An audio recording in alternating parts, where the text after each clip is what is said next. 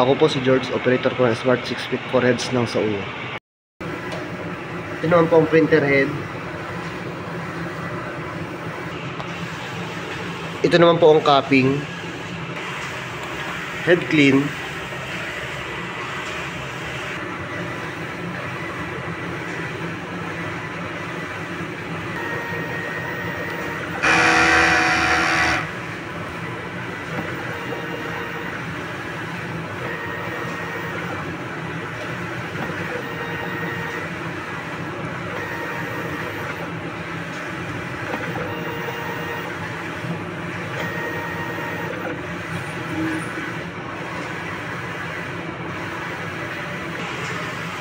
After head clean, punasan ang wiper ng malinis na tela. Nozzle test.